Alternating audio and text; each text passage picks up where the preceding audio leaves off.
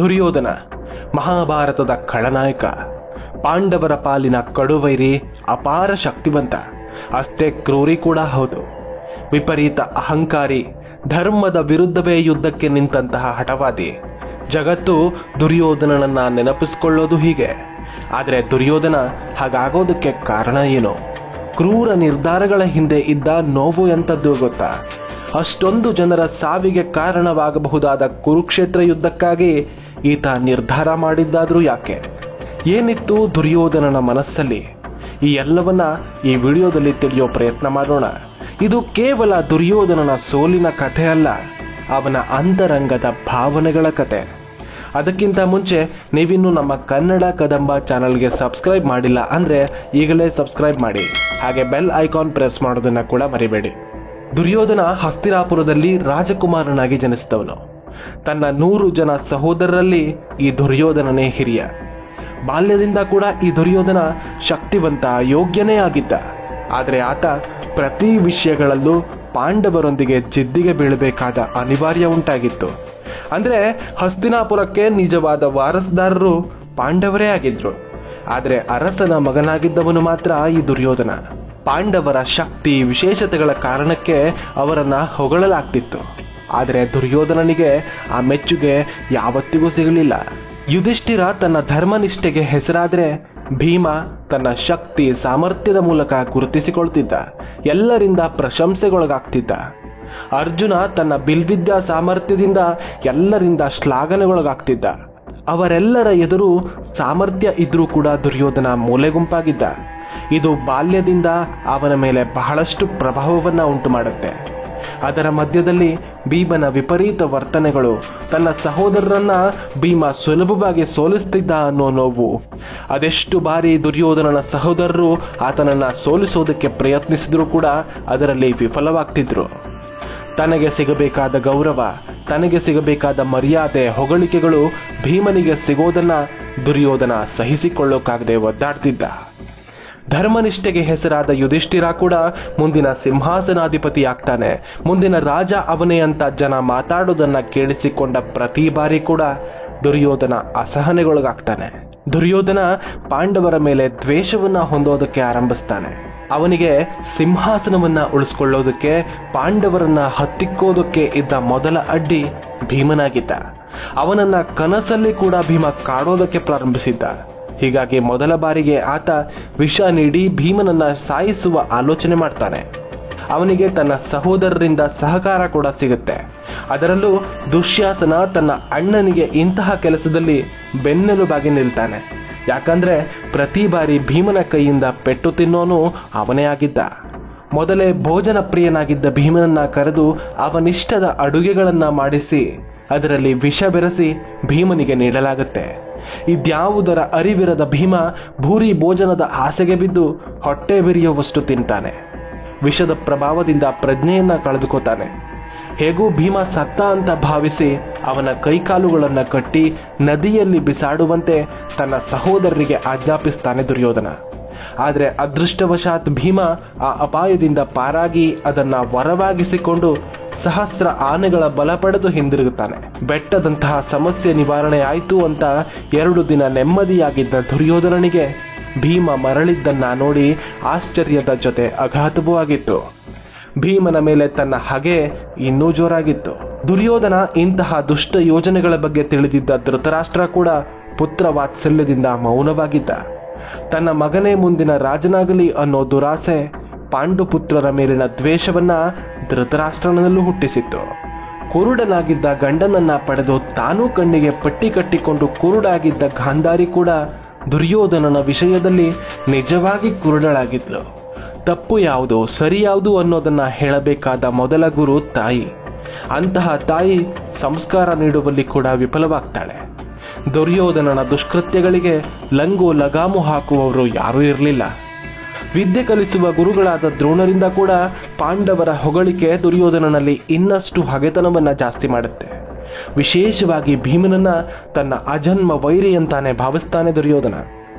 ಬಾಲ್ಯದಿಂದ ಪಾಂಡವರೊಂದಿಗಿನ ಹೋಲಿಕೆ, ಪ್ರತಿ ಬಾರಿ ಅವರೇ ಶ್ರೇಷ್ಠ ಅಂತ ಎಲ್ಲರ ಅಭಿಪ್ರಾಯಗಳು, ತಂದೆ ತಾಯಿಯರ ವಿಪರೀತ ಪುತ್ರವಾತ್ಸಲ್ಯ, ಸರಿ ತಪ್ಪುಗಳನ್ನು ತಿಳಿಸಿ ಹೇಳುವವರ ಕೊರತೆ, ತಾನು ಮಾಡಿದ್ದೇ ಸರಿ ಅನ್ನೋ ಅಹಂಕಾರ, ಪಾಂಡವರನ್ನ ಕೊಂದಾದರೂ ಸಿಂಹಾಸನವನ್ನ ತನ್ನದಾಗಿಸ್ಕೊಳ್ಬೇಕು ಅನ್ನೋ ದುರಾಸೆ ದುರ್ಯೋಧನನನ್ನ ಪೂರ್ತಿಯಾಗಿ ಆವರಿಸಿಕೊಳ್ಳುತ್ತೆ.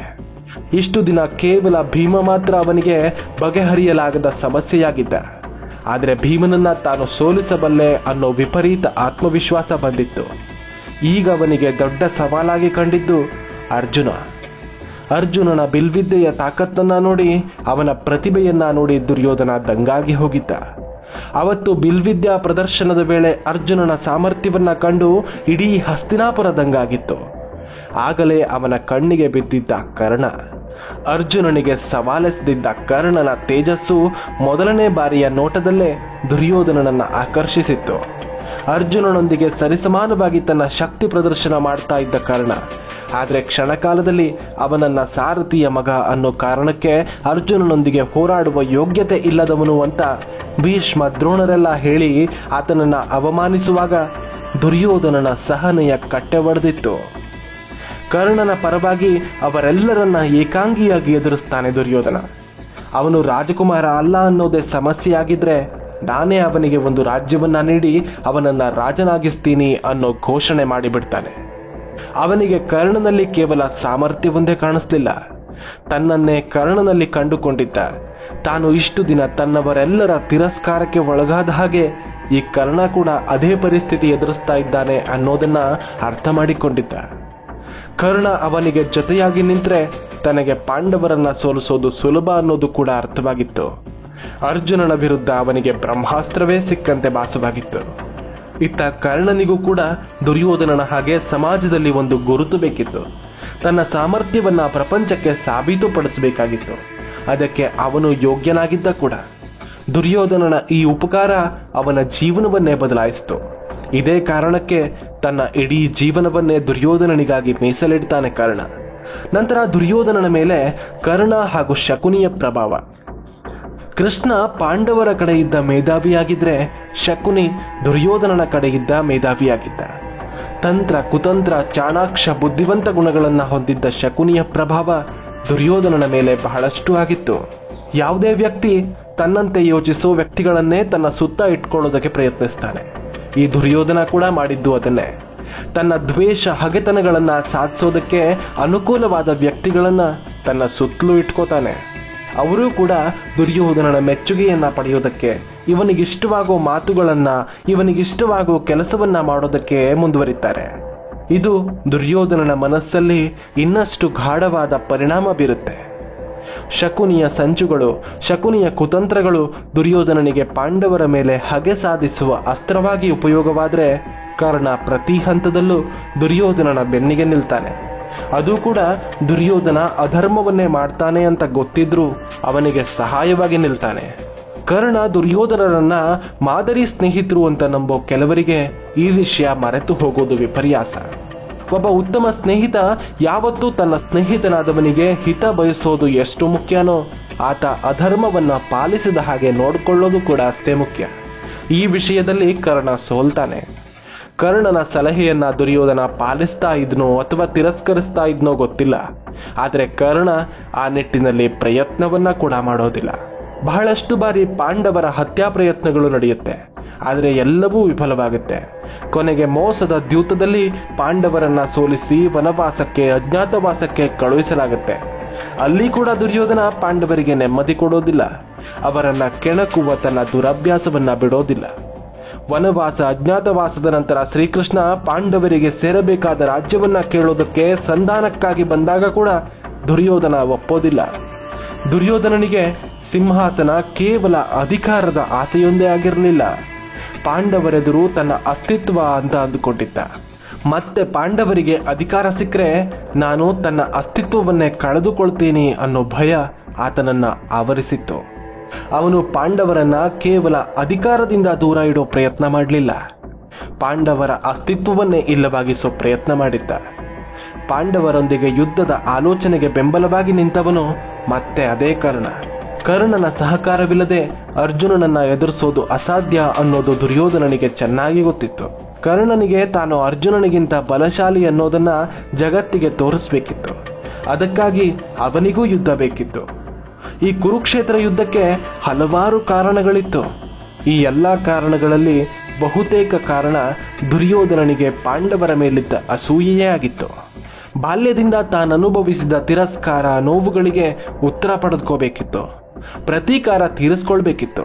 ಆತ ಅದಕ್ಕಾಗಿ ಎಂತಹ ನೀಚ ಕೃತ್ಯಕ್ಕಾದ್ರೂ ಹಿಂದೆ ಮುಂದೆ ನೋಡ್ತಾ ಇರಲಿಲ್ಲ. ಅವನೆಂತಹ ನೀಚ ಕೃತ್ಯಕ್ಕಾದ್ರೂ ಕರ್ಣ ಅವನ ಬೆಂಬಲವಾಗಿ ನಿಂತಿದ್ದ. ಉದಾಹರಣೆಗೆ, ತುಂಬಿದ ಸಭೆಯಲ್ಲಿ ಅಸಹಾಯಕ ಪಾಂಡವರ ಎದುರು ದ್ರೌಪದಿಯ ವಸ್ತ್ರಾಪಹರಣ ಮಾಡುವಾಗ ಅದನ್ನ ನೋಡಿ ನಗುತ್ತಾ ನಿಂತಿದ್ದ ಕರ್ಣ. ವನವಾಸದಲ್ಲಿ, ಅಜ್ಞಾತವಾಸದಲ್ಲಿ ಪಾಂಡವರ ವಿರುದ್ಧ ದಾಳಿ ಮಾಡಿದ ಪ್ರತಿ ಬಾರಿ ಕೂಡ ದುರ್ಯೋಧನನೊಂದಿಗೆ ಕರ್ಣ ನಿಂತಿದ್ದ. ಅಷ್ಟೇ ಯಾಕೆ, ಧರ್ಮಯುದ್ಧವಾಗಿದ್ದ ಕುರುಕ್ಷೇತ್ರದಲ್ಲಿ ಬಾಲಕ ಅಭಿಮನ್ಯುವಿನ ಸೋಲಿಸೋದಕ್ಕೆ ಸಾಧ್ಯವಾಗದೆ ದುರ್ಯೋಧನನ ಆಜ್ಞೆಯ ಮೇರೆಗೆ ಕರ್ಣ ಹಿಂದಿನಿಂದ ಅಭಿಮನ್ಯುವಿನ ಧನಸ್ಸನ್ನ ಬಾಣ ಪ್ರಯೋಗಿಸಿ ಮುರಿದು ಹಾಕಿ ಅಧರ್ಮ ಮಾಡಿದ ಮೊದಲಿಗ ಕೂಡ ಇದೇ ಕರ್ಣನೇ ಅಲ್ವಾ? ದುರ್ಯೋಧನ ಯುದ್ಧಕ್ಕೆ ಕಾರಣನಾದ್ರೆ ಆ ಕಾರಣದ ಹಿಂದಿದ್ದ ಬಲ ಮಾತ್ರ ಕರ್ಣನೇ ಆಗಿದ್ದ. ಕರ್ಣ, ದುರ್ಯೋಧನರು ತಾವು ಅನುಭವಿಸಿದ ನೋವಿಗೆ ತೀರಿಸಿಕೊಳ್ಳಬೇಕಾದ ಸೇಡಿಗೆ ಪಾಂಡವರನ್ನ ದ್ವೇಷಿಸಿದ್ದು ಎಷ್ಟು ಸರಿ. ಕುರುವಂಶದಂತಹ ಅದ್ಭುತ ಕುಲದಲ್ಲಿ ಹುಟ್ಟಿದ ದುರ್ಯೋಧನ ತನ್ನ ಇಡೀ ವಂಶನಾಶಕ್ಕೆ ಕಾರಣನಾದ ತನ್ನ ಎಲ್ಲಾ ಸಹೋದರರನ್ನ ಕಳೆದುಕೊಂಡ. ಕಡೆಯ ಪಕ್ಷ ಪಾಂಡವರಿಗೆ 5 ಗ್ರಾಮವನ್ನ ನೀಡುವುದಕ್ಕೆ ಕೂಡ ದುರ್ಯೋಧನನ ಮನಸ್ಸು ಒಪ್ಪಲಿಲ್ಲ.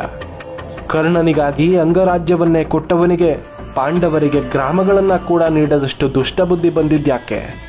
ಕಾರಣ ಒಂದೇ, ಬಾಲ್ಯದಿಂದ ರೂಢಿಸಿಕೊಂಡಿದ್ದ ಅಸಹನೆ, ತನಗಿಂತ ಇನ್ಯಾರೋ ಶ್ರೇಷ್ಠರಿದ್ದಾರೆ ಅನ್ನೋದನ್ನ ಒಪ್ಪಿಕೊಳ್ಳಲಾಗದ ಮನಸ್ತತ್ವ ಈ ದುರ್ಯೋಧನನದ್ದು. ಪಾಂಡವರಿಗೆ ಸೇರಬೇಕಾದ ರಾಜ್ಯ ನೀಡಿ ತಾನೂ ಕೂಡ ರಾಜನಾಗಿ ಮುಂದುವರಿಯಬಹುದಾಗಿತ್ತು. ಆದರೆ ಆತ ಆರಿಸಿಕೊಂಡಿದ್ದು ವಿನಾಶದ ಹಾದಿಯನ್ನ. ಹಾಗಾದ್ರೆ ಕರ್ಣ ಅನುಭವಿಸಿದ ನೋವು, ದುರಂತ ಎಂಥದ್ದು, ಆತನಿಗಾದ ಅನ್ಯಾಯ ಎಂಥದ್ದು, ಅದನ್ನ ನೋಡೋದಕ್ಕೆ ಈ ಬಲಗಡೆ ವಿಡಿಯೋ ಮೇಲೆ ಕ್ಲಿಕ್ ಮಾಡಿ. ಕನ್ನಡ ಕದಂಬ ಚಾನಲ್ ಸಬ್ಸ್ಕ್ರೈಬ್ ಮಾಡೋದಕ್ಕೆ ಮರಿಬೇಡಿ. ಹೊಸ ವಿಡಿಯೋದ ನೋಟಿಫಿಕೇಶನ್ಗಳಿಗಾಗಿ ಬೆಲ್ ಐಕಾನ್ ಮೇಲೆ ಪ್ರೆಸ್ ಮಾಡಿ. ಧನ್ಯವಾದಗಳು. ಜೈ ಶ್ರೀರಾಮ್.